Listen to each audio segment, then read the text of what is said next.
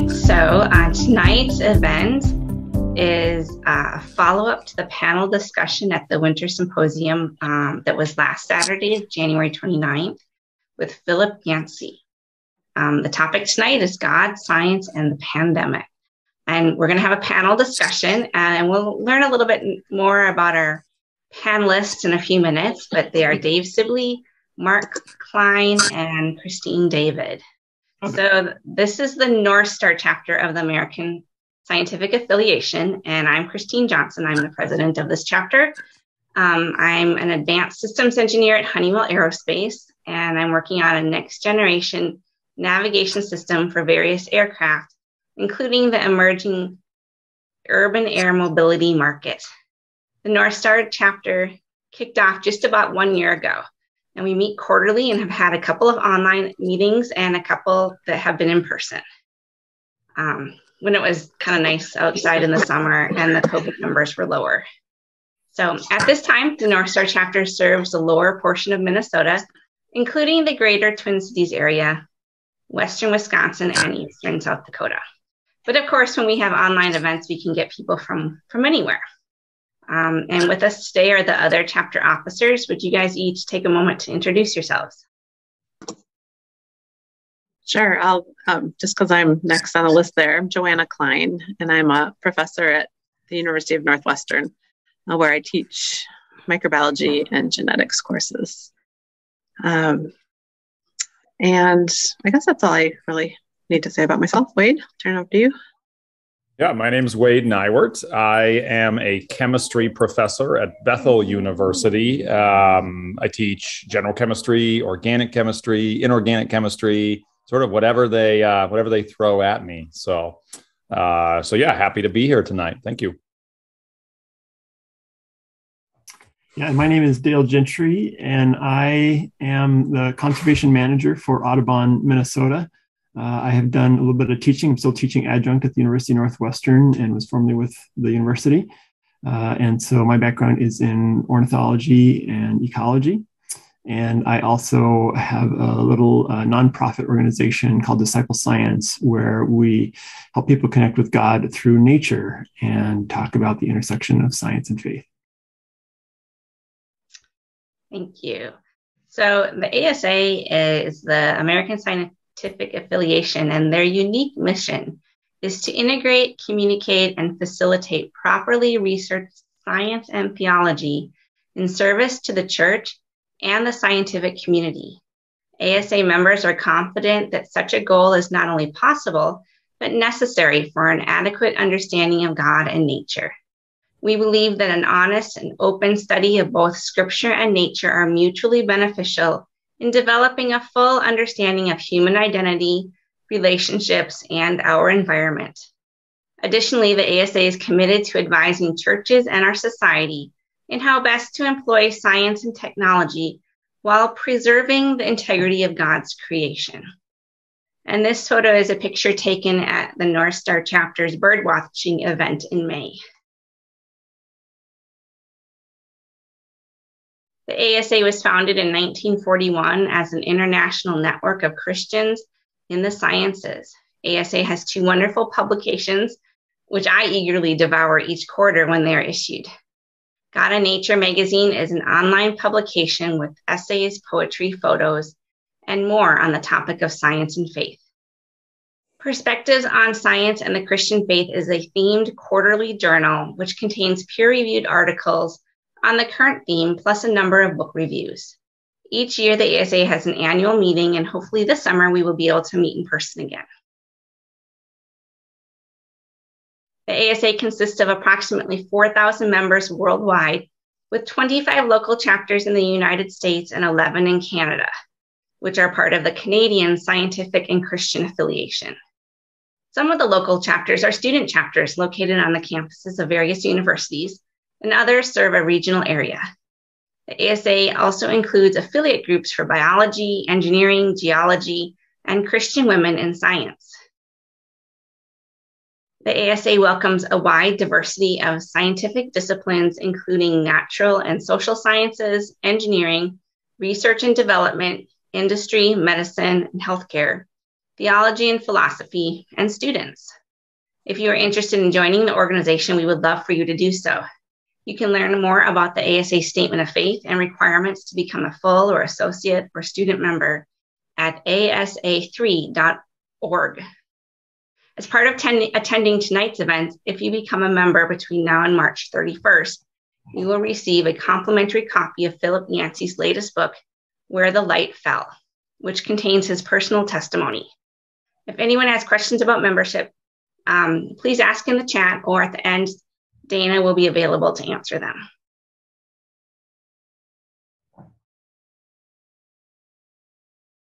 All right, now that you know a little bit about the ASA and the North Star chapter, let's open in prayer and then we can introduce our panelists.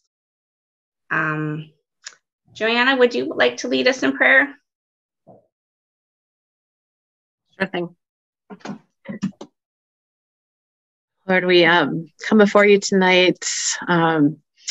Thank you for this opportunity to gather. We thank you for this platform, this virtual platform where we can gather and hear from different perspectives regarding how you are touching our lives, how we are impacting other people's lives, how we can come closer to you and come closer to each other as we try to express our love for you and for each other, Lord. We thank you for how we can explore the intersection of science and faith. And I thank you for each of these panelists, that you would really bless their words and what they're sharing. And just thank you for this tender spot that they're entering into, where they're sharing their hearts and their thoughts and their processing of science, God, and the pandemic as it's unfolded over these past 2 years and as we look forward.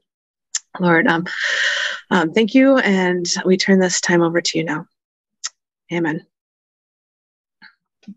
Amen. So just as a review, the 4 lessons about pain that Philip Yancey mentioned last Saturday, 29th, in his presentation were: 1, we live in a good world gone bad. 2, God is on the side of those who suffer. 3, the Bible emphasizes what suffering produces, not the cause. And 4, the church's mission is to represent the God of all compassion and comfort. During tonight's panel discussion, if you have questions, you may add your question into the chat box, or use the raise hand feature. Dale, I'll turn it over to you to introduce the panelists and start out the questions. Sure. We are delighted to have you all here tonight because you will be treated by what I think will be a very fascinating conversation and dialogue between our 3 guest panelists. I am very fortunate to know them, know all 3 of them. They are some of my favorite people, and I think that you will be blessed by their thoughts and our conversation that will flow from them tonight. So I'm going to give you a brief introduction. Start with David Sibley, who, let me pull up my notes here. Dave Sibley is a licensed parent educator and a marriage mentor coach. He has more than 20 years of teaching in public schools and 18 years as a professor at the University of Northwestern in St. Paul. His interests include history, issues affecting families, and societal changes. Dave also leads a small group Bible study and is a great partner for lunch conversations, I can confirm. Thanks, Dave, for joining us tonight. Christine David is a senior at the University of Northwestern St. Paul, where she is majoring in biology and biochemistry. She'll be graduating this spring and hopes to attend dental school to become a pediatric dentist. Outside of classes, she volunteers at 2 nonprofit dental clinics in the Twin Cities and enjoys being a part of an international ministry club on campus. In 2021, she was a student vaccine ambassador, partnering with Interfaith Youth Corps Faith in the Vaccine program. On this team, she engaged her college peers in learning and conversations surrounding the COVID vaccine. And last, but certainly not least, is Dr. Mark Klein, who is a hematologist and an oncologist at the Minneapolis VA Medical Center. He received his medical degree from the University of Iowa and did his residency and fellowship training at the University of Minnesota. In addition to directing patient care, he also has an active research program investigating lung cancer treatments. Thank you all for joining us, panelists. We are so fortunate to have you here. I thought we might start off the evening just getting some of your reflection on what we heard from Philip Yancey. I know for some of us, he's probably someone we've heard from many times before, and for others, he may be a new voice in the dialogue on science and faith. And maybe you could just share a little bit about what Philip said that really just struck a note with you and got you thinking about how Christians can live out our faith in the midst of this pandemic. And I'll let you all duke it out for who wants to go first, but I can nominate someone if nobody wants to volunteer.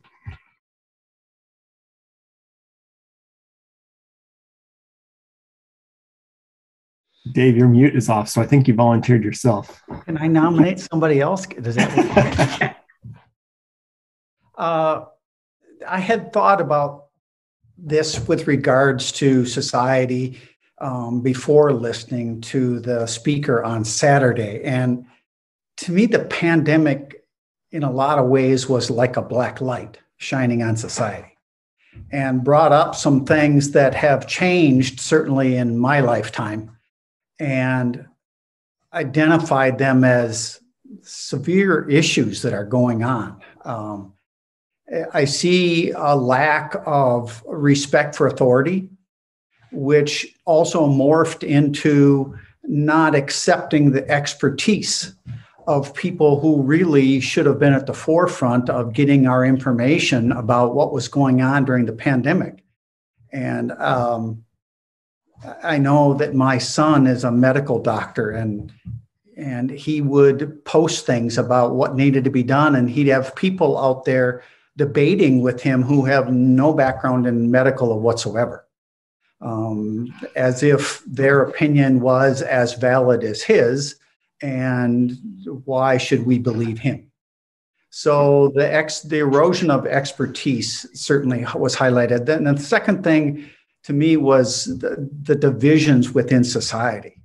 I remember in a Bible study that we had a number of years ago, we were talking about society and the direction which was going, and I asked the question of, what do you think it's going to take to stop the momentum in the direction which it's going? And one of the people in the Bible study said it's going to be some major disaster of some kind. Well, the pandemic wasn't big enough. It certainly doesn't appear that it's going to slow down the momentum in the direction in which we're going.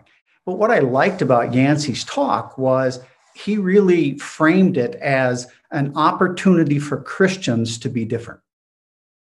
Despite all that's going on, people normally don't necessarily pay a whole lot of attention to other people. They just live their lives, they move on. But in the time of the pandemic here, we're really in tune with what other people are doing and saying. And that presents for Christians a wonderful opportunity to be different. And our speaker really highlighted that our approach of reaching out in compassion to other people, whether we agree or disagree with them, certainly puts us in a place to witness to society. Thanks for sharing, Dave. That's really poignant. I'm taking notes. There's some things I want to bookmark and come back to. So thanks for sharing. Mark, it looks like your Zoom is off, or your mute is off. So we'll let you go next. Thanks, Dale. Thanks for having me, everyone. So I did take some notes during the talk and the panel discussion. Some of the things that struck me is that God is on the side of those who suffer, and to, at least for those of us in the medical field, and I'll get into this a little bit later probably, to realize that there's suffering all around, and that we're on the side of trying to make everything better, but there's lots of different ways to get there. And what does that mean? But the flip side of that is it's been particularly difficult for the medical field here.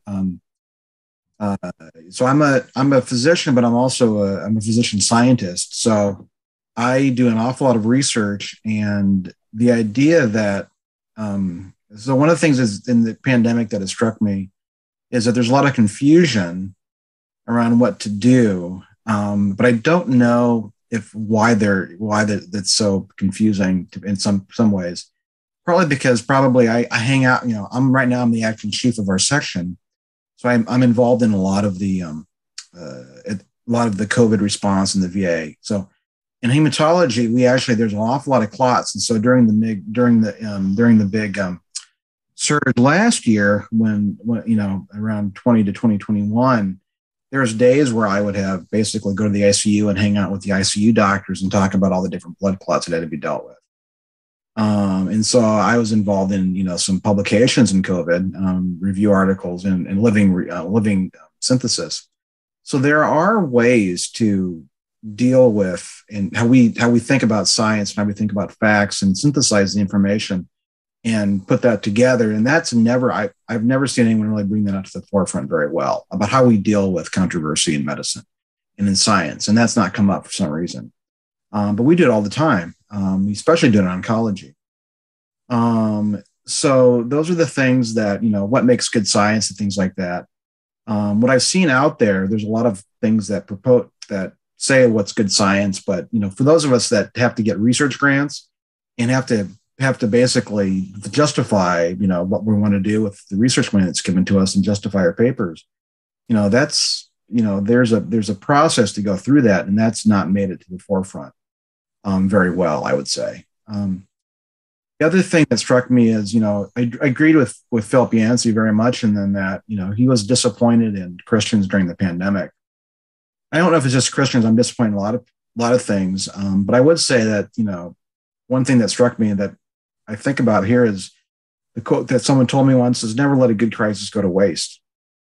And so a lot of times when you make sometimes possibly some of your best advancements after having some sort of quote failure or some sort of disappointment where you kind of rethink your priorities. But along that same lines is that one thing that I didn't see as part of the panel discussion, and that I still haven't heard a lot of things espoused, is what is the role of personal responsibility versus kind of personal freedoms?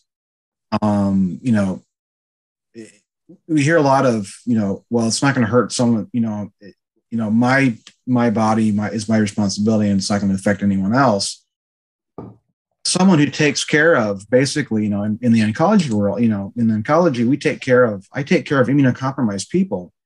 And I've had to be involved because of this. I've had to be involved in rationing care at very levels, and not just discussions on blood recently about how we're going to ration blood if we have emergencies, but also rationing drugs for our immunocompromised patients. We had hundreds of people at our facility that they might not get good response to vaccines, and they're at risk. And there's probably 70 million people in the United States. They don't have the protection of a vaccine that they can count on. And so what do we do in that situation? And, we take great care to try to keep them safe. We've had to triage, how we dole out, some newer recent antibodies that are designed as specifically for pre-exposure prophylaxis in people that are immunocompromised. And I was involved in rationing in a way that we would ration care. Every hospital had to do it because every hospital is only getting a certain number of doses. So I've been involved in those hard discussions about that. So those are the things that don't get put out there. So that's kind of things that I had noticed so far. Thank you, Mark. There's a lot to talk about there. So I bookmarked a few of your thoughts as well. Thanks for sharing your reflections. Christine, would you mind sharing with us a little bit about what Yancey's talk really stuck with you? Yeah. Sorry, Dr. Gentry, I didn't unmute my mic in time for you. But I just knew it was your turn. So. Okay. Yeah. Well, thank you all so much for having me tonight. I'm really honored to be here with such distinguished scientists. to share my thoughts. I was telling Dr. Gentry, it's great to have the ASA community here, not just to hear from and learn from others, but also because you give students an opportunity to be heard. So we really appreciate that, speaking for all the students who are part of the ASA. I also really enjoyed Mr. Yancey's presentation last Saturday, a couple of weeks ago. From the notes that I took, I think the main things that stood out to me were the way that he was able to take a more theological perspective on the pandemic, which is something that I think most churches and people haven't really applied as well as I heard him do. A common theme I've been hearing is we just need to get through the pandemic and just kind of duck our heads. It'll all be over soon. And ideally, that is the goal. But I appreciate how he took a different spin on it and giving us as scientists a call to action in order to be able to communicate better and be able to minister and witness to other people through this pandemic. I wrote down his main overarching theme that pain redeemed is better than pain removed, and how that's something that he's trying to both encourage the church in right now and something that he was calling us to do as well, to reach out to others and to the Lord in order to truly be changed by this experience as we would all hope to be.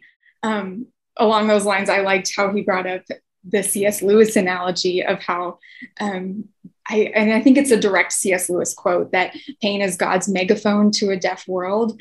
And Mr. Yancey's interpretation was, well, no, that's not necessarily the case, because it's not just God shouting at us, but pain is more of our earpiece to tune in and to hear to what, be attentive to what God is teaching us through these times.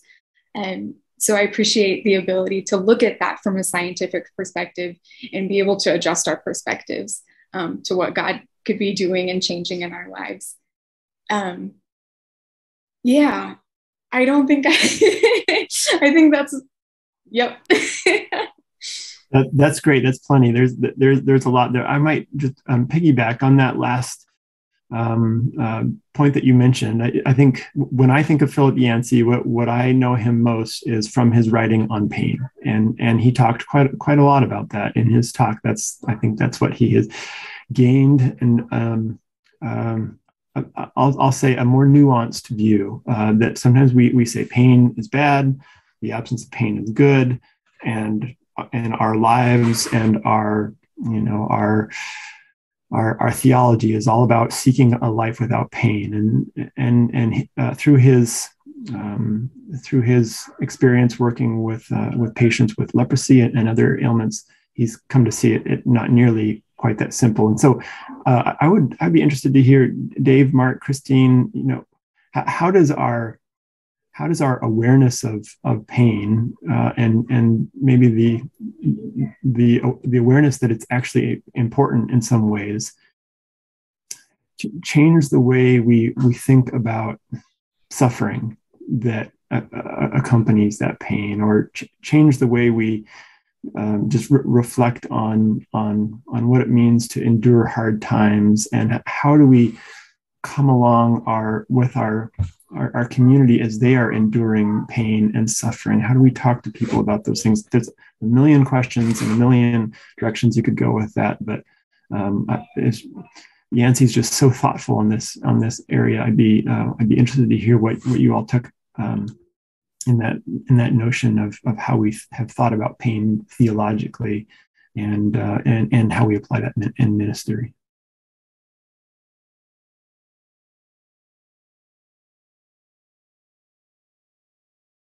There's been numerous sermons that I've heard where the speaker up in the front was talking about suffering and how it's part of a Christian life. It's part of everybody's life, and encouraging us to lean into that. And it seems like every time I hear that kind of a sermon, it's difficult. It's like, I don't want to lean in. I want to remove it. I want to run away from it. I want to fix it. I want it to go away. But the message frequently was associated with the fact that the pain is the way, as Christine said, God gets our attention, as well as maybe shapes us and changes who we are so that we're more like him. I read a really good book, Secrets of the Vine, that talked about how God prunes people to produce more like him. But the pruning is painful. But undergoing that process and using that pain to learn more about God and more about what he wants us to do is the way he gets our attention and the way he teaches us to deny that, to think we just don't seem to respond really well when things are going great. You know, and it's very easy to move away from God when everybody's healthy and jobs are fine and we're just doing great. We tend to move closer to him in difficult times and times of pain. So unfortunately, it appears it is the way that the Lord works to make us better. My son was seriously ill when he was a teenager. And reflecting on that, both he and I, you know, our experience, mine as his parent, him as the person who was actually sick. If you had said ahead of time, you know, this is going to happen to you, what do you think? Is that a good idea? Should we do this? Nobody would say, yeah, bring that on. I really want cancer and I really want to face life and death issues. But after it was over and looking at the result, then it was like, okay, that was really bad. But the end result of what we went through and how it turned out, how it made us who we are, was good. So I can probably, the best would be to pull my experience as probably my oncology hat. I do see the gamut of patients with cancer, and I've been at the VA for almost 14 years now, and I've been oncologist for a little longer than that. So I've seen my fair share of people. You know, probably no clinic goes by where I don't see someone that's got, you know, a cancer that is not expected to be cured. I see, you know, bulk of my patients are advanced cancers. So I see people that are, you know, that we're treating, and, you know, they might have sometimes 3 to 6 months to live, sometimes, you know, maybe a year and a half, 2 years, 2.5 years. You know, we're getting advances, but I see an awful lot of people that come in with very bad cancers, very advanced, and may have a few weeks or a few months to live. And there's a lot of suffering. So one thing I would say is I don't know that we can truly make sense of it. I think we can get bits and pieces from what's going on. I mean, at a global, we oftentimes, you know, what's bantered about is, you know, pain is a way to help kind of, you know, God gets us our attention, and that's a way that we shape, or, you know, we grow through pain, and that's true. But I don't know if I have a good explanation for, you know, people that come in out of the blue, have a bad cancer that popped in, and they die within a few weeks or a month or two. All I can do is what I can notice. And I notice that oftentimes when people do have a sense of they've got a limited time, that there is sometimes clarity about what's important. So I see people that will say they'll take that vacation, or they'll do that trip that they were waiting forever to do. They'll get their affairs in order, lickety split. There's a lot of getting affairs in order. There's a lot of people, at least I work with a lot of veterans, there's a lot of concern about their families and how they can get, you know, service connections so that they can get benefits for their families. So there's a little bit of what I would say focus that is a result. I don't know if that's God's plan, but something that I observe. But there's something unique, and it's hard to know. There's something unique about cancer in that you do see a lot of people all of a sudden, a lot of family members that in crises, even too, medicine crises, a lot of times family members show up that haven't been around for a long time.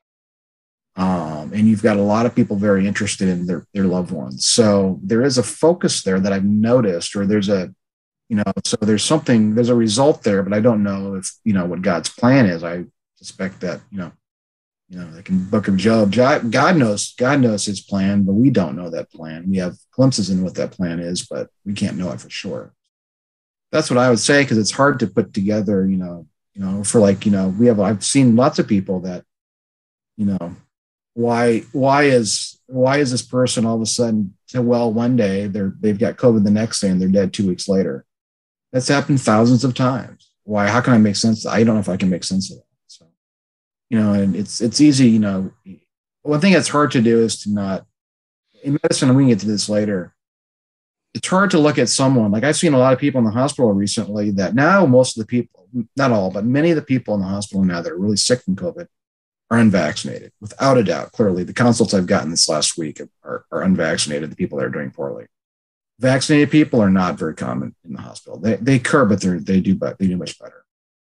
So how to make sense out of that whole situation there, where I see someone that probably had they got the vaccine, they'd be doing fine. But instead, we're trying to figure out how to rescue them from the grips of death is a hard thing to understand.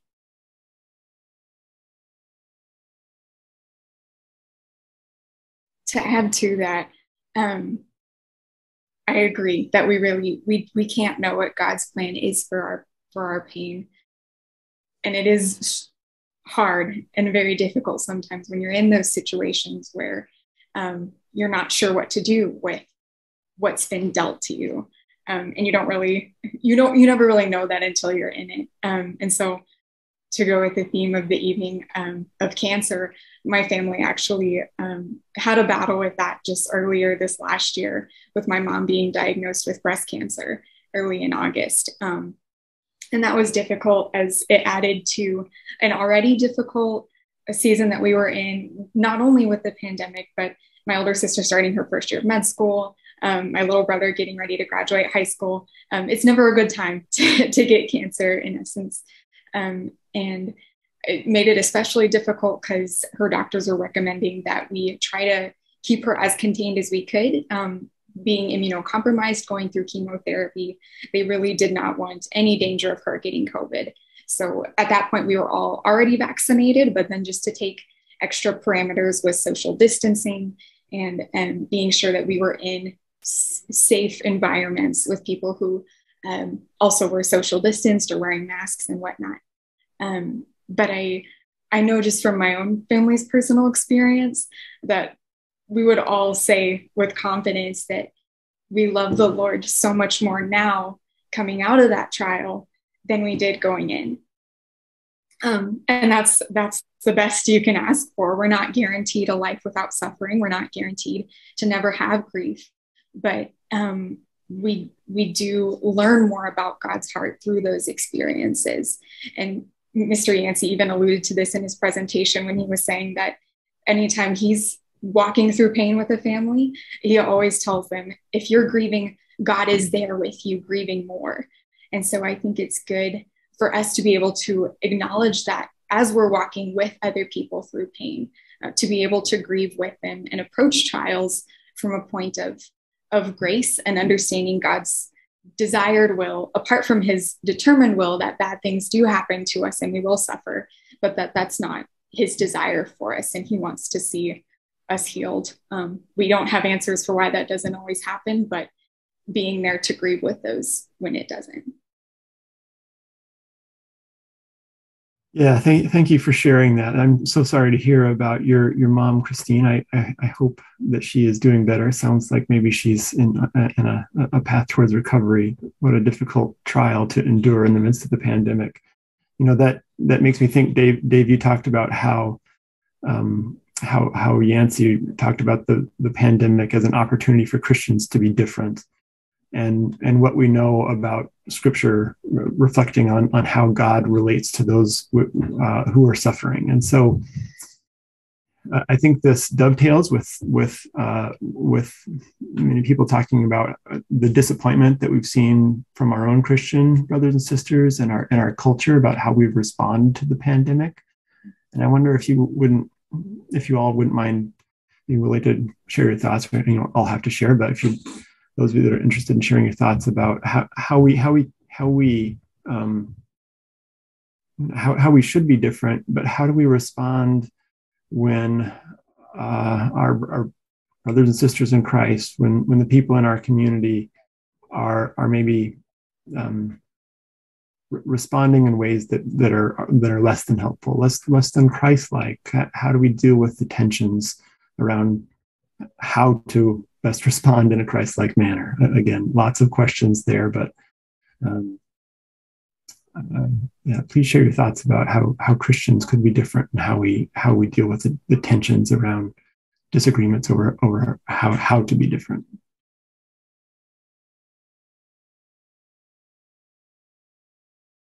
I think you have to separate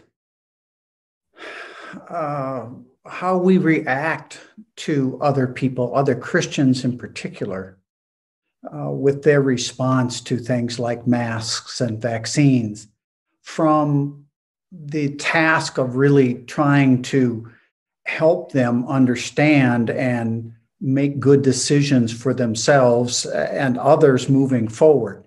We certainly want them to have valid information. We want them to not be getting anecdotal stories from their aunt or grandpa or something that's telling them that this is what they should do. And I talked to a couple people before knowing I was going to be on this panel and talked to them about, what's your reasoning behind not getting vaccinated? And in one instance, it was family. It was, well, those at the top of my family absolutely refuse to accept this, and therefore I can't go there because then I'd be ostracized. And the other person had a mixture of bad information and incomplete information. So when we look at the people and their reasons for not getting vaccinated, we certainly want to reach out and help them to gain understandings. However we do that, I was thinking today, statistics for a lot of these people and graphs and charts just aren't terribly effective.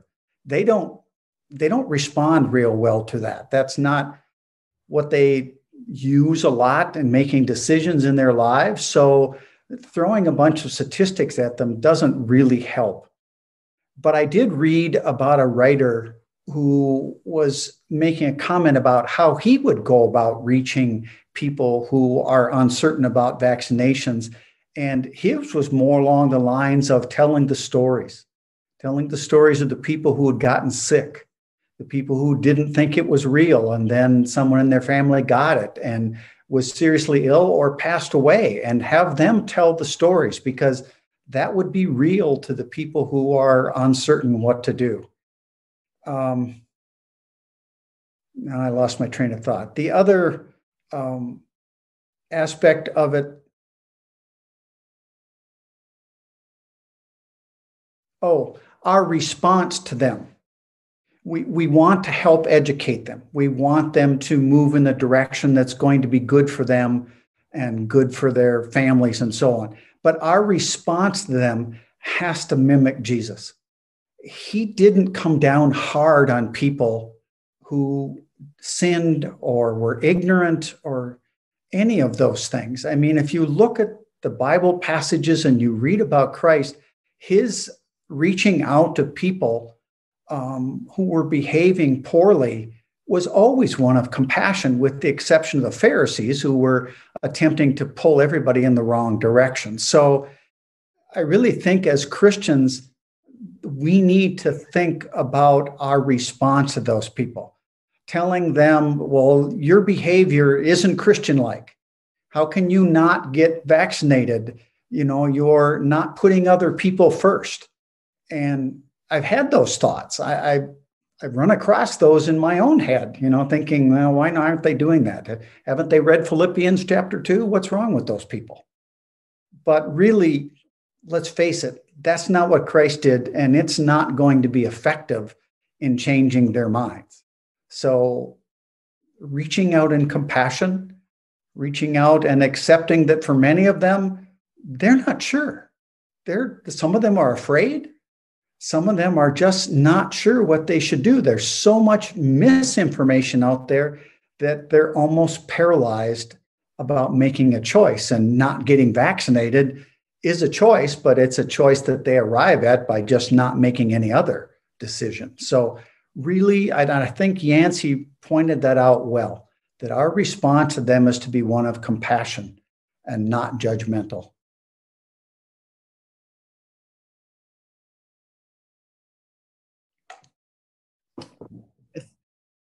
one thing that I've noticed is, so when I discuss medical issues with different patients, well, first of all, I'll start this. So in oncology, the first time we see someone with cancer, there's an awful lot of information that we pour into their brain. So one of my colleagues had a cartoon that showed a doctor, and then the clouds above the head of what they show the doctor kind of talking, and then they show what the patient is thinking after getting a diagnosis of cancer, and it goes blah blah blah cancer blah blah blah. So the first of all is that you have to somehow find a place where someone can actually learn the information. And so in oncology, we have a multi-tiered approach to education, because I can probably, if you get too technical, I'll let someone in within probably less than 5 minutes. You can go too technical off the board.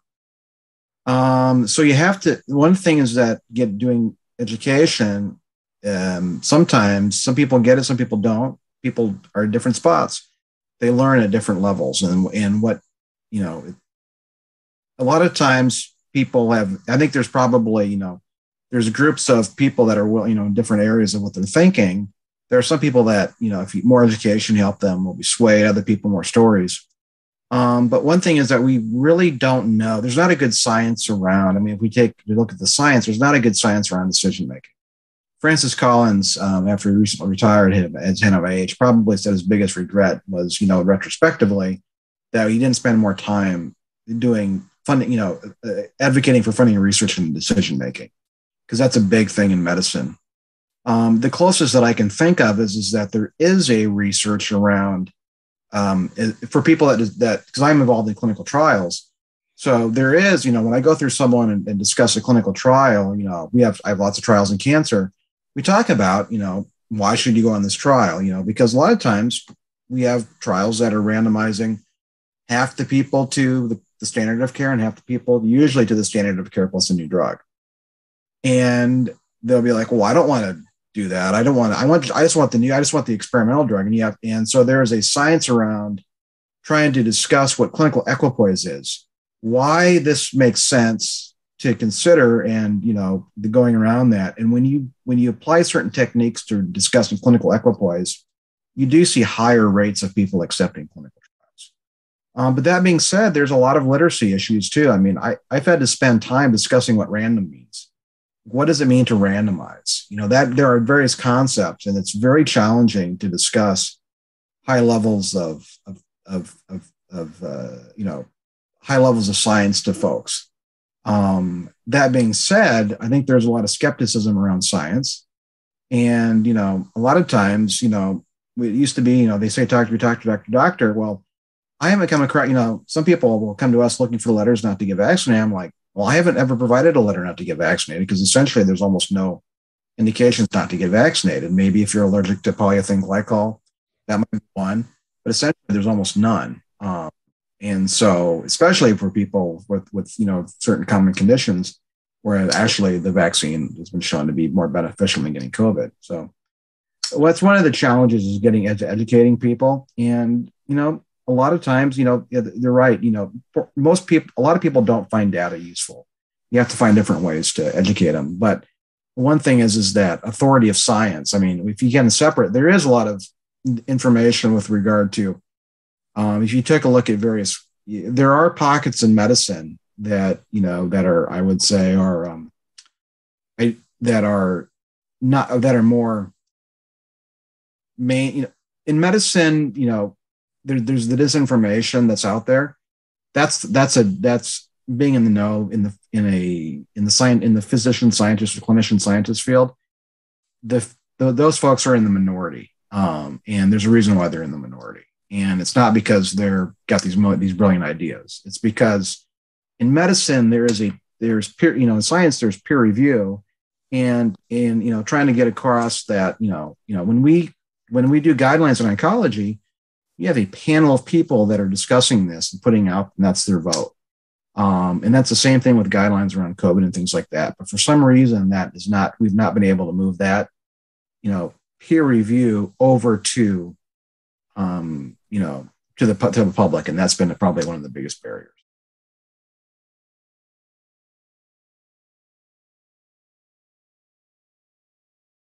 From our IFYC Interfaith Youth Corps training, they teach us that oftentimes the best way to communicate well about an issue is to say nothing, which is very counterintuitive at times, especially around issues that can be as controversial or as the vaccine.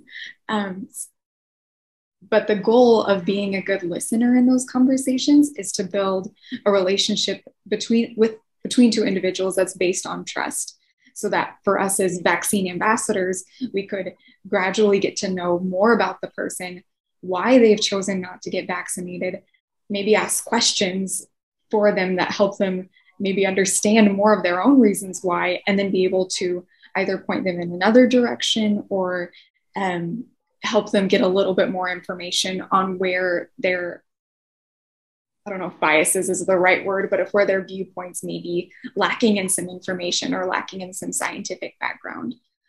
So I really appreciate what both Dr. Klein and Professor Sibley have shared, that, at this point in being good educators and being good communicators about science, we are called to be coming from a perspective of humility and understanding that everyone has their own reasons for not getting vaccinated, and it's up to us as good Christians to be able to respect that well, but also to communicate effectively about what we've learned from the vaccine. I see there's a question in the chat here. There is, yeah. Xander asked a good question related to that, and I think we might just hold off on those. Maybe if we can have sort of our structured dialogue now, and then with the last 20 minutes or so, I thought we could bring in some questions from the audience. So, but thank you for pointing that out, Christine. And I want to. Can I? Oh yeah, go ahead, Dave. Yeah, please do. To this last question, when I think about approaching people who they may not even be on the fence. They may actually be pretty firmly committed to a particular opinion. And then you get into that whole confirmation bias idea where because of what they've searched before, they get more of the same, and they tend to look for articles that reinforce what they're already thinking. It's very difficult to bring up information to counteract that because of so much that's out there.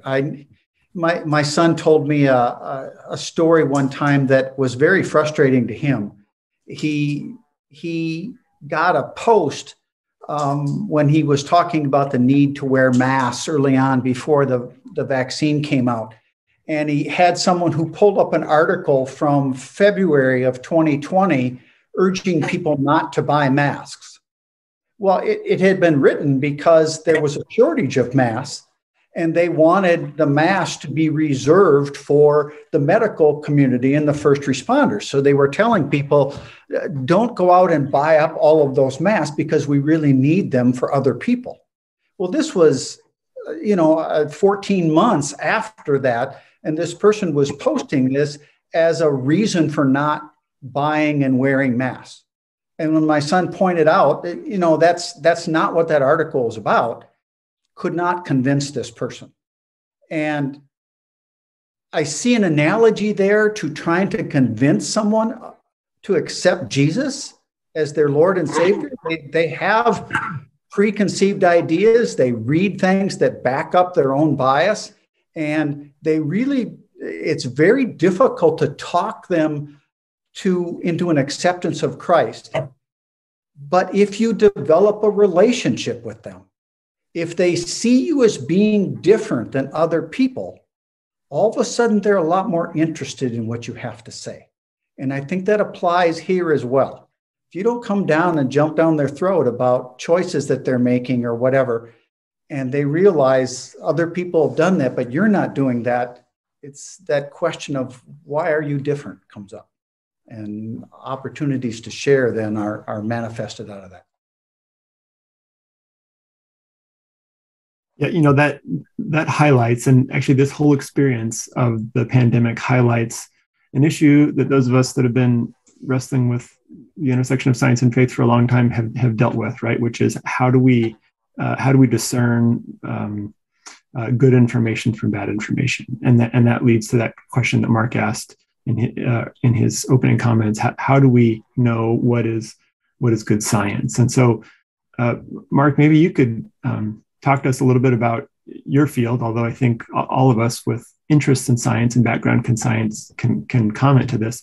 How do we use science, the process of science, to discern good information from bad information? And more than how does science work, how can we then apply that to the debates that rage around how to best respond to the pandemic or any other topic of controversy that has a scientific component? So what I would say is I don't know the right answer to the second one. Otherwise, we'd be doing a lot better job. Doctors are, and physician scientists do medicine and science. We're not good at branding. We're not good at getting messages out.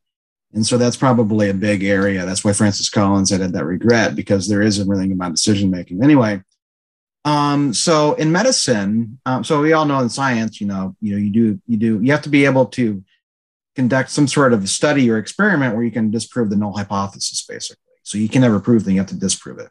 Same thing happens in medicine. There are levels of evidence of particular studies, so there are what we call, early on in the pandemic, there's lots of what we call retrospective studies. Okay. So we had, early in China, there was 100, someone had said, okay, we had 150 people that had coronavirus. We noticed that, they were a bunch of blood clots were happening. We all gave them a bunch of blood thinners and they started doing better. Well, there's a lot of so retrospective studies looking backwards is ripe with problems. It's good to start hypothesis generation, but it's not good to kind of really move forward with good science, with good decision making, because there's a lot of inherent biases in that. And so you have to move forward then to either prospective cohort studies where you're going to start following someone as they move forward, or the gold standard is a randomized controlled trial that's actually placebo controlled and double blinded, meaning that the doctor, the investigators don't know who's getting what, the patients don't know who's going what, but and it's recognized in the field. I mean, the zillions of journals have this, New England Journal of Medicine has very specific rules about what we'll accept for a good clinical trial. And so there are rules around clinical trials and what the FDA will approve and stuff like that. In fact, when we do studies on oncology, in fact, you actually, before you design your study, especially with a new drug, you go to the FDA and you say, this is our study design. What do you think if we get X, Y, or Z? Because you do analyses to power you, or you do something called you power your study. You can predict and run through a gazillion different statistical analyses to try to predict what your study might predict. If you get, this happens, this happens, this happens, and the statisticians, they spend all day crunching those numbers. And so we know what can happen. But what has happened is that you got a lot of garbage science up front because there wasn't people were doing things too fast and they didn't do the right controls and stuff like that. So COVID got littered with just thousands of terrible studies up front. And then so that's why people are wondering, why don't we just run all these studies? Well, good science, it takes time and we're not set up to do that. To run a randomized study to do it well, takes probably, in our normal fashion would take 1 to 2 years to get a study up and running. Sometimes takes 4 years. So you're asking the medical field to do it in 2 weeks. So you have to have systems up and running to do that. So that was the one. Now the studies in the last year are starting to catch up. So that being said, you do randomized controlled trials. Well, what happens if you run 2 trials that are the same or 3 trials that are the same that have the conflicting evidence? Well, there's a few different ways to go around and do that. One is you can do something called a systematic review, which is where and I've been involved in some of those, where you have certain places like the Cochrane database would be the biggest one that's well known.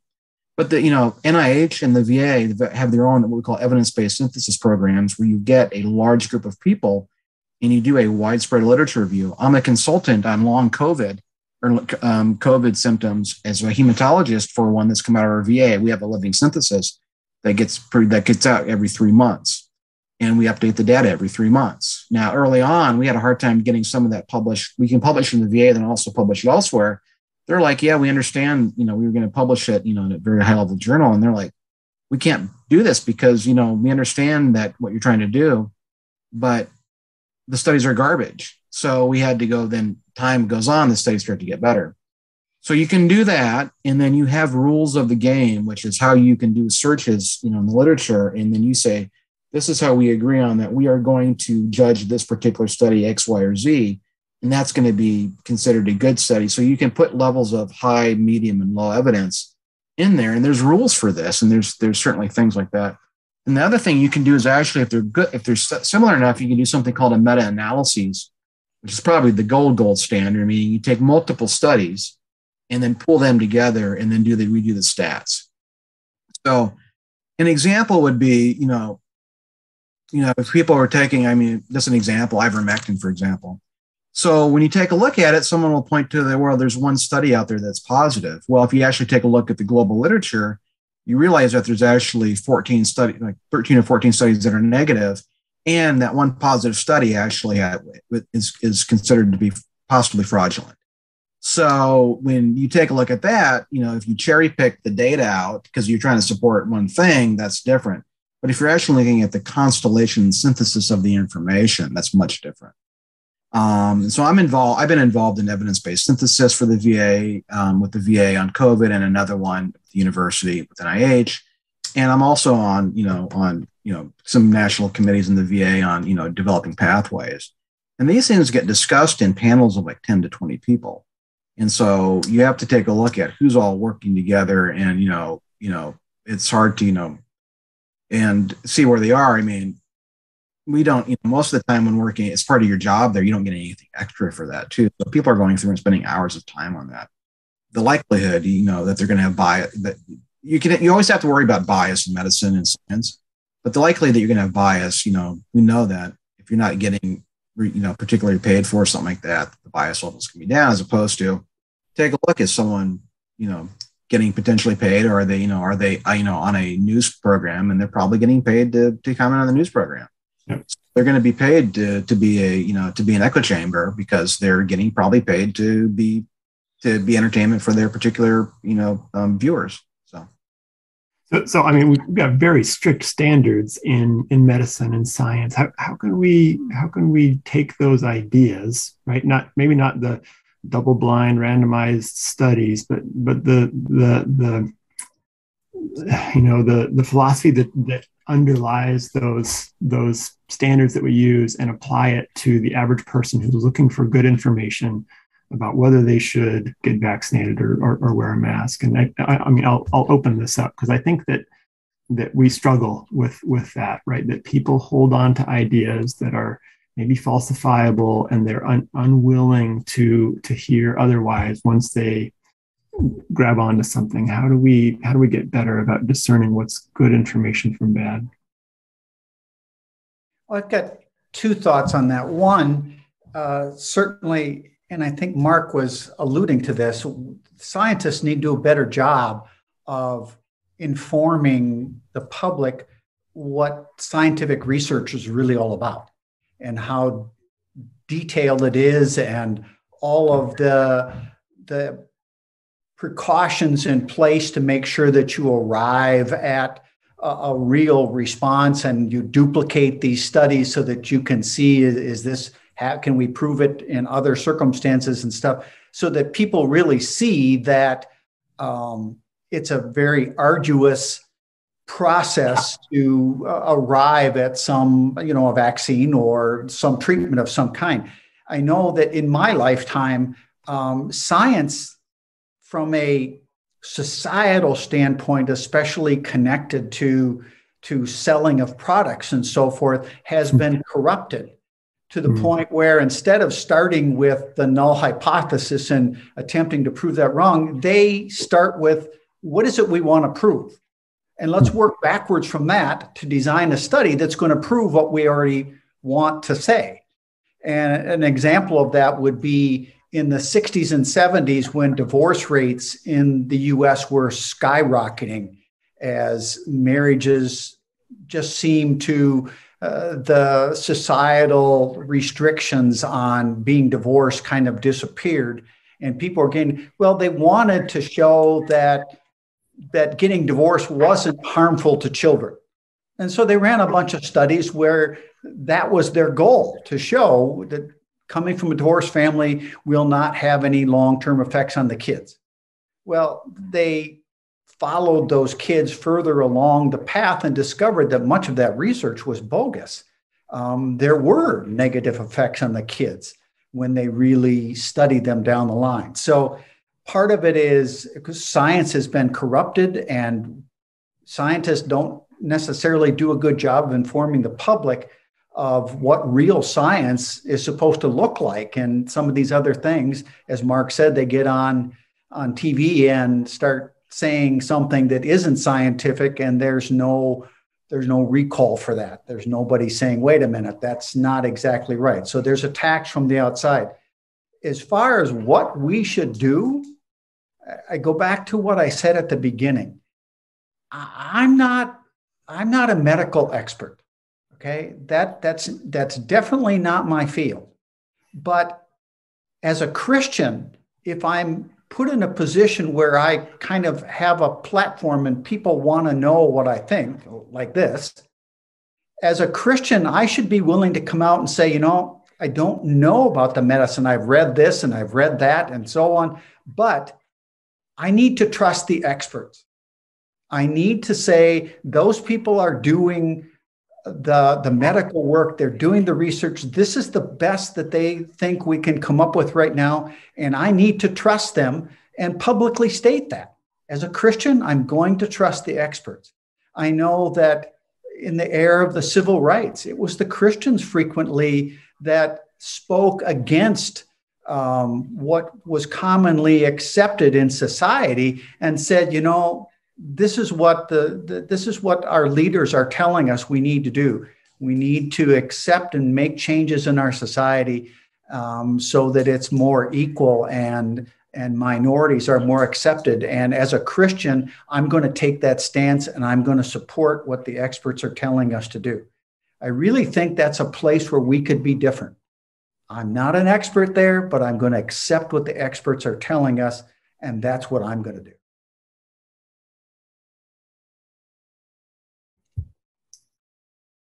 Thanks, Dave. I want to just put a pin in that, and maybe we'll come back to that. Christine, I don't know if you wanted to comment on our sort of current train of thought about how to discern good information from maybe less good, but it's a really poignant, interesting point, Dave. So we'll come back to that here momentarily. Yeah, I very much appreciate that perspective.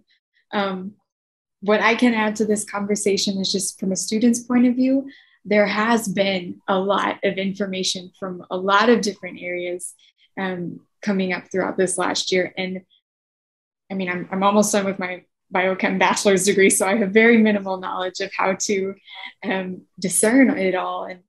And even just joining with friends and trying to get better at understanding studies and what is good science from not good science, that's very difficult, especially given the magnitude of information that's made available to us.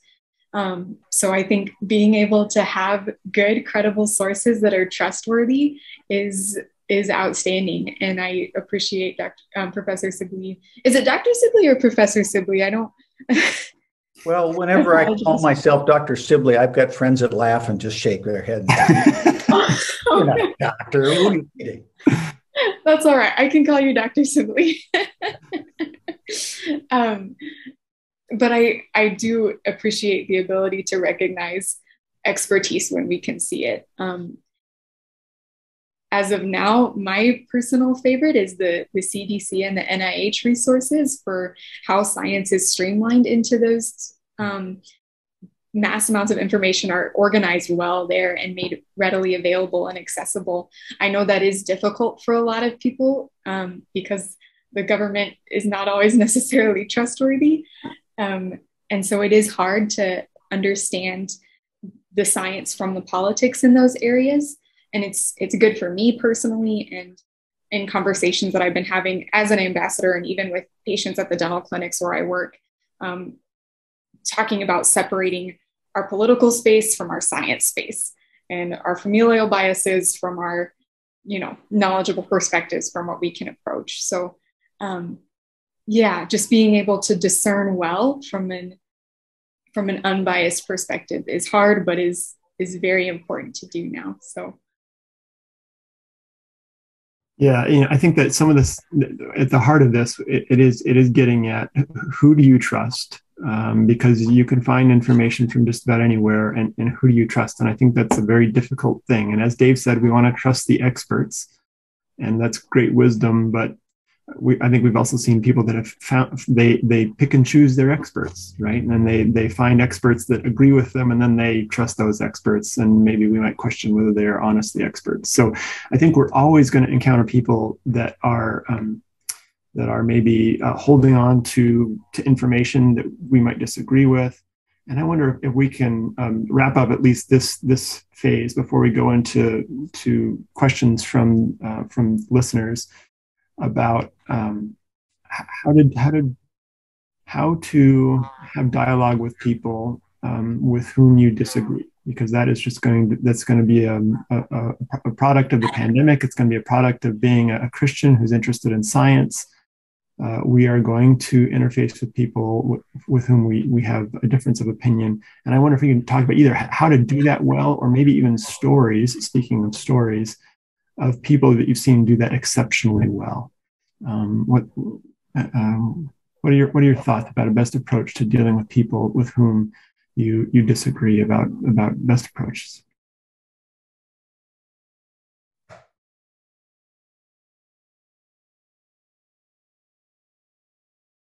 I can get this one started. In our vaccine ambassadorship, we had a lot of conversations. I think it was apparent that we were in favor of the vaccine, and then a lot of conversations with people who had questions and were hesitant to get vaccinated. And I really appreciated the response that a lot of students had at Northwestern to being open to different viewpoints and having good dialogue. Even when people knew the chemo that my mom was going through and that I was trying to be more careful, I had people who I didn't even know who were sitting next to me in class asking, hey, would you like me to wear a mask? And just being respectful in that regard of, I understand that you're going through a hard time. What can we do to make it better? And so I appreciated that perspective from students to want to make a bad situation better and be considerate in how they exercise their personal freedom to watch out for the health of my family. And I'm still learning and working on how to have good conversations that are based on disagreement. There are the obvious principles that we could go through with just being gracious and being open listeners and being kind, but it is hard to navigate that when you're deep in a debate that maybe is having scientific questions or political questions. And so sometimes it's good to just either take a break in the conversation or just say, hey, let me steer you to this resource that will be able to talk about it better than I can. Not necessarily to evade conversation, but just to preserve a relationship without letting too much dissension get in the way. So I think just having a good list of resources is helpful, and other directions and other voices who can speak into a conversation other than just my own. I have some thoughts on that, but Mark, I'm curious, have you encountered people who, even if they're sitting there and you tell them you have COVID, are they arguing with you about it, or? Oh, sure, yeah. So how do you approach that? I know what my son has done. He usually smacks them with something, but I mean, how do you handle those people that are sitting there, they have COVID and they're arguing with you about it? Well, that's been a big challenge. That's been a big problem in most hospitals, actually, where we've had people that are because they're intubated and they're having a hard time beginning active. They're probably actively dying, and either they say that it's not COVID, it's something else, or you're killing my dad because you're not giving him ivermectin. There's that. There's death threats. I was threatened the other day. You have to common ground about what you agree on first. Well, first of all, you have to. I don't know how many more times we can say this. You can't take it personally, although it feels. I would say it feels kind of personal when someone's threatening you, but you can't take it personally. But it's hard to do. It's hard to do. So number one is that people scream at you and get yelling and stuff like that. And there's a lot of this threatening behavior. We already know a little bit. People struggle with PTSD. There's a lot of that. So we've already had to go through disruptive behavior training and de-escalate folks because there's a fair amount of that. You have to sometimes you just have to calmly and let them know that we've got what we can and can't do. What the VA has done, because there were a lot of threats around ivermectin, is that the VA had to actually make a policy up high, basically saying that I can't get it because our VA won't provide it for you. And they said, let them be the bad guys. So we've had to find various strategies where, like, say, for example, so-and-so, like as acting chief, I'll be like, okay, you can say so-and-so, I'll be the bad guy. Let me deal with it. And I'll take the heat for it or something like that and do that. So we've had to do some of that. But when they're screaming at you, a lot of times, there are de-escalation techniques. But we've had people, they probably are going to sue. I mean, the VA doesn't have it's a weird thing. You can't sue you can sue, but it's weird. There will be people that will probably, say that we killed their dad and it was because they were unvaccinated and we didn't have anything to help them with, because we tried all of our typical treatments. We gave them remdesivir and steroids, we gave them monoclonal antibodies and they still didn't get better. And there's a whole lot of those people out there. But there's not been great solutions on how to do that. A lot of times, I've had people that have said, I'm pissed at the VA, I'm pissed at the world, and I've heard every combination of 4-letter word that you can possibly imagine. One time I had a guy that was there. I just sat there and let him talk for half an hour and he's screaming his head off. And then at the end, he kind of calmed down and we started having a conversation. But, I had a whole line of people in clinic. I had to push back because of that. So yeah, there gets to be a point where they get to be tiresome, but there's not a lot of options, in these situations when people are screaming. Sometimes, we can call police if we have to, but we don't very often.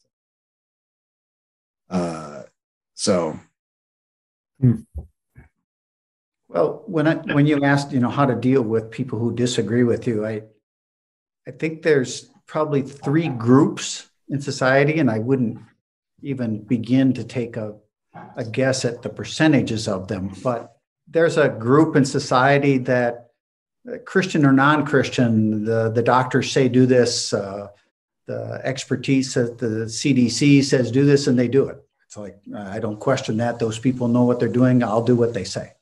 There's people at the bottom, probably, that Mark was, I shouldn't say bottom. There's another group opposite that you probably are never going to convince them that they need to be vaccinated. There are so many things in their background. Many of them would typically not use medical advice at all.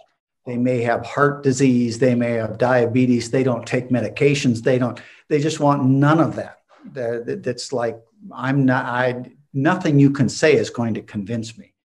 But the group in the middle is the ones that we probably need to focus our attention on.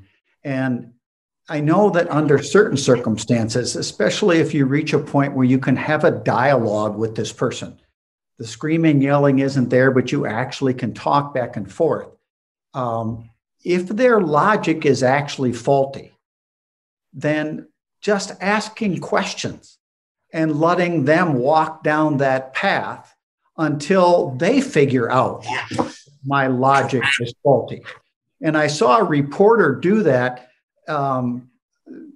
recently to someone who was supporting the former president and making claims about the president still is the president and did this and didn't do that and so on.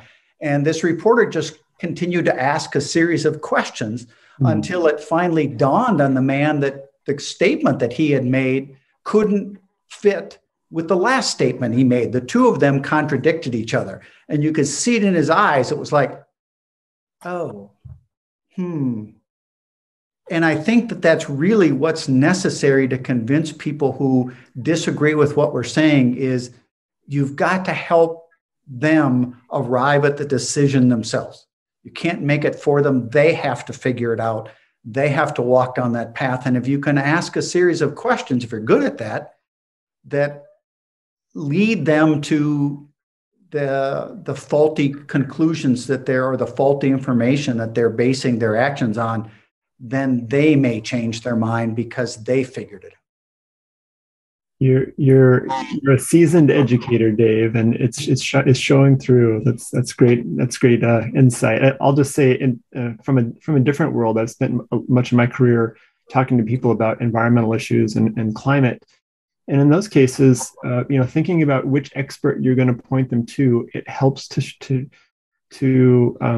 provide someone with whom they share a worldview, with whom they share their core convictions, and so someone like Catherine Hayhoe, because she is a Christian, Christians might be more willing to listen to her. And so there are great resources out there that are published by Christian, scholars and theologians and pastors on these things. So I think that's another entry point to helping, providing resources for conversations. But I do want to get to a couple of great questions that have come up from our audience that is with us today.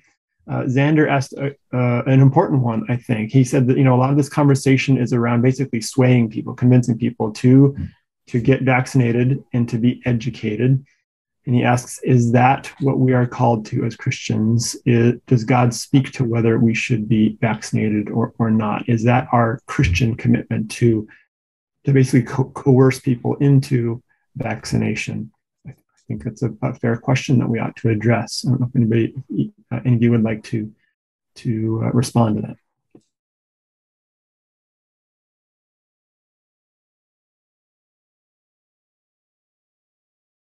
Again, I would compare that to sharing your faith. Our job is not to coerce people into accepting Christ. Our job is to give them the message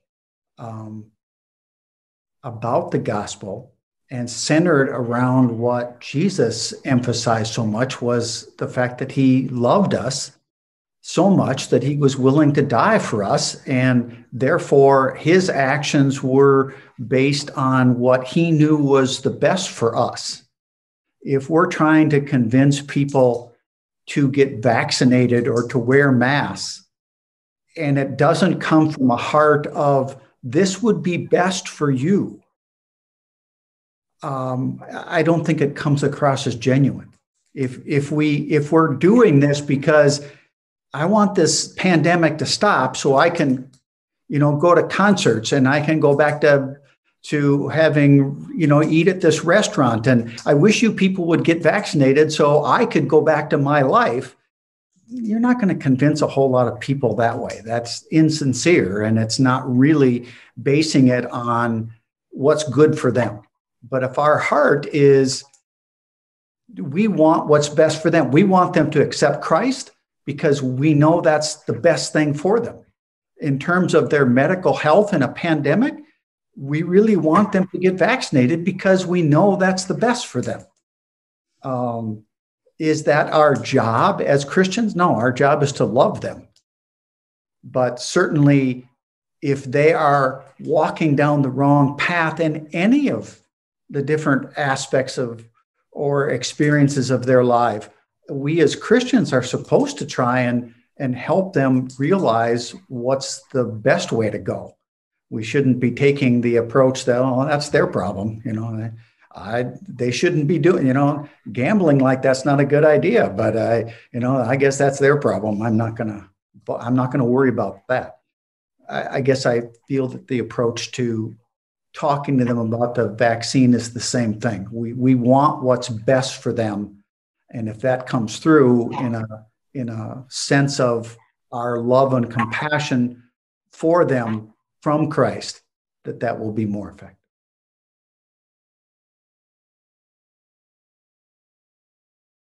I would look at it from the way is where I think that God calls us to look out for the poor, to look out for those that can't look out for themselves. And we should do everything we can within our power. More, I think more is, to whom more is given, more is expected. And what I don't see out of the conversation is how can I best love my neighbor? If we come from the presupposition that the vaccines are effective, then I think the only conclusion you can have is that if I can help protect someone else from getting sick that can't help themselves, they already can't themselves, then it's the least that I can do, knowing, the risk benefit ratio for myself, realizing that there might be some small risk to myself, but I'm loving my neighbor doing that. And we don't let, the thing about this is that it's my body, my choice in this situation. Well, we all live in one world that has the same atmosphere, and we all are going to be in the same society. And so you don't really, what happens to one person has the potential to affect, regions of populations and things like that. We've seen that.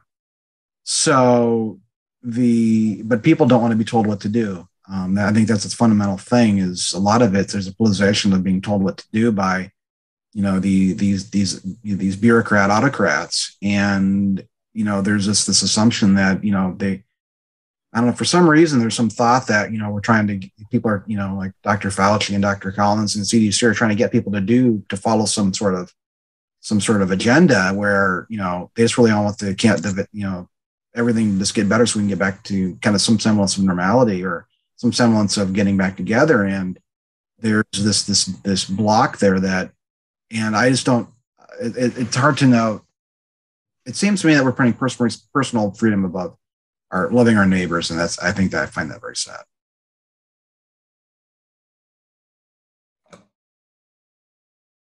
I want to talk too about the second half of Xander's question here, that does God speak to whether or not whether we should or should not be vaccinated? I would almost compare it to, God speaking to whether we should or should not wear our seatbelts. It's something that is maybe not necessarily explicit in Scripture, but it's conclusions that we can draw about our actions based on what the Bible says and based on what we know about Christ's character and how to care for others. But to Dr. Klein's point, when I sit down with someone to have a conversation about the vaccine, I always preface it by saying, I'm not here to talk you into getting it or to convince you that this is the best thing for you, because that's not in my heart. Ultimately, I would hope that you would come to learn that it is the best thing for you to do on your own, for your own sake and for your own benefit. But that's a decision that you make by yourself. It's not one that I'm trying to convince you of. So I appreciate Xander's question. I'm glad that we're having open discussion about this. I think probably the biggest concern that people have about getting vaccinated, from what I've learned, is how does this look like caring for others by being vaccinated, or is it just strictly for myself? To which I would go back to the overarching health principles that we've been talking about throughout tonight, that it's, according to the NDH, the vast majority of hospitalizations and death rates are due to COVID are from those who are unvaccinated. And so, as unfortunate as that is, that's a choice that you make for yourself. But also, if you're taking up a hospital bed from someone because you didn't get vaccinated and are now hospitalized, that also puts the healthcare system in a very difficult position. And it could be taking a bed away from someone who suddenly may be having a heart attack and or other emergent situations arising that we can't foresee. So there is an element where you are directly caring for other people by being vaccinated, but also, again, going back to that, it is the best thing for you. Thank you. I know we're nearing the end of our time. I want to close with one last question, because I think it's a really interesting one. If I can paraphrase, this question came in from Bill. He talks about the complexity of science and the reality that most science is actually quite nuanced, and that it's fairly uncommon to have certainty. And yet, when we talk about the conclusions of science, it seems that we are hesitant to acknowledge those uncertainties. I hope I'm appreciating your question well here, Bill. And so he says, what if our spokesperson were to say this is the best advice that we had, instead of perhaps speaking in absolutes or with certainties? How would our society respond to wrestling with the best instead of absolute clarity? What are the risks? What are the advantages of doing that?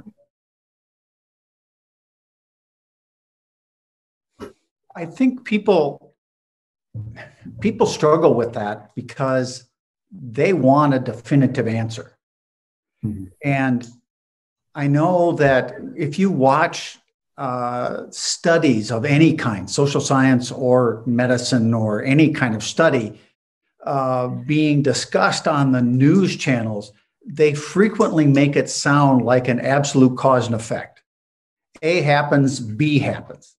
And yet in science, we know that rarely do studies come out where they make that absolute connection and say this always causes this. They just come out and say, we see a correlation between these two things. It's a strong correlation, which makes us think that if A happens, B is likely to follow. But that's confusing to the public because they tend to see them as, well, it was presented on TV that, if this happens, this is going to happen. And when it doesn't happen, it confuses them, like, wait, that didn't always happen. I was around people who had COVID and I didn't get it, or I knew somebody who got COVID and they didn't die. Why are they saying that? Because it isn't that kind of an absolute. And the other thing that my son pointed out to me was, and Mark alluded to this as well, the knowledge about COVID is growing constantly, but it was at absolute zero when it first hit. We knew nothing about the disease. And so they were coming out and saying, you need to sanitize everything, including your kids, just spray them all down with Lysol and wipe them off, And we finally figured out, it isn't transmitted that effectively by surfaces that you touch.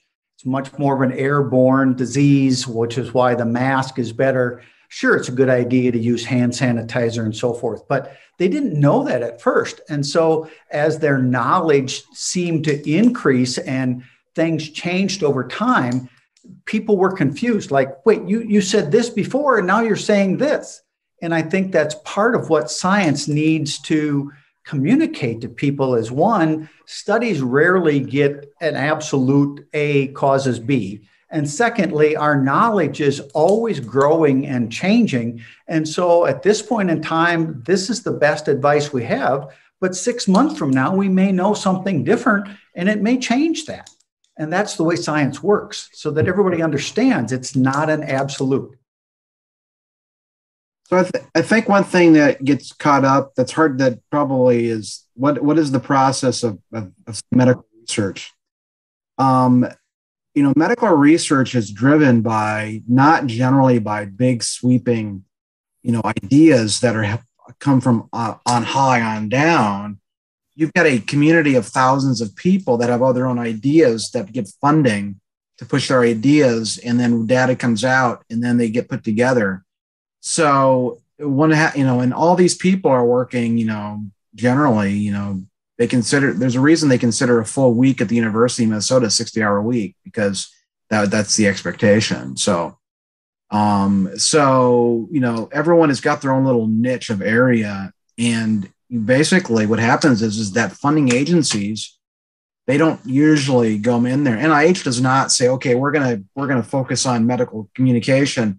We're going to get this team together and we're going to do the science. They provide opportunities for grants to be out there. And then they have a bunch of people that are doing research in the area. They apply for a grant and then they come in there and stuff. And so, and you'll have 100 people 100 investigators will apply for a grant, and you'll fund maybe 10 of them at the very most. So there's an awful lot of work that gets done in science that goes down the toilet because we're spending all this time trying to compete for funds and stuff like that. So trying to have this big area of science and get all this information out usually doesn't happen very easily because of the way it's been structured. And that's been that way for a long time because of the way they want to keep an eye on them because of dollars. We have to figure out where the dollars are going, and there has to be a way to do that. And that's through a peer review. And usually all those people, NIH and the VA and all these DOD, Department of Defense, they control the money to the degree that they take, they can try to put in areas where they might ask for grants, but then they have all these thousands of people on peer review panels that look at the science and then decide what's good. So it is an area. So it's a big mishmash. This is not a nice uniform. This is science. It is a bunch of small groups that are getting together and trying to put science forward. So it's not a strategic initiative in the way we'd like to. So.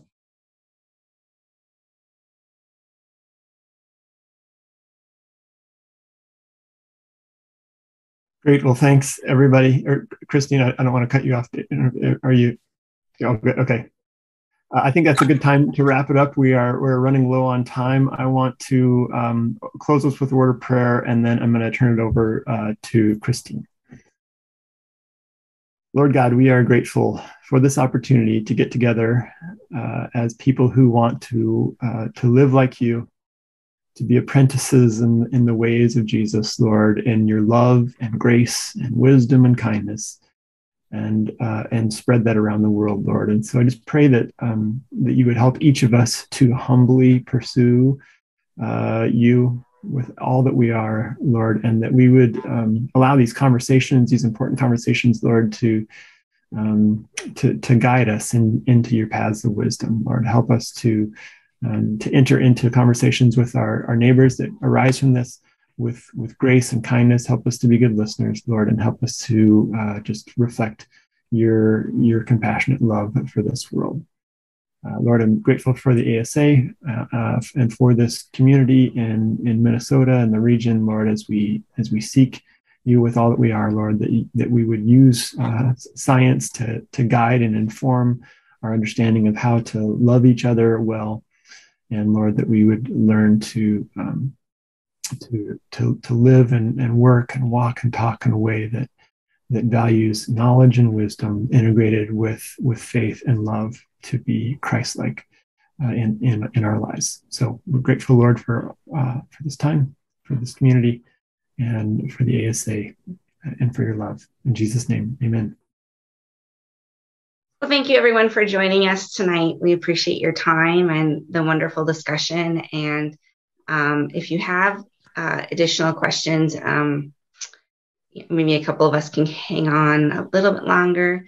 And if you have information or questions about the ASA, the website is asa3.org, and that's where you can learn more about the statement of faith and what is required to become a member. So thank you very much for joining us. And I forgot to thank our panel. Maybe we can give a little Zoom applause for our panel. Thank you so much, Mark, Christine, David, for joining us, for sharing your thoughts and insights and with the rest of us. Really wonderful to have you here tonight.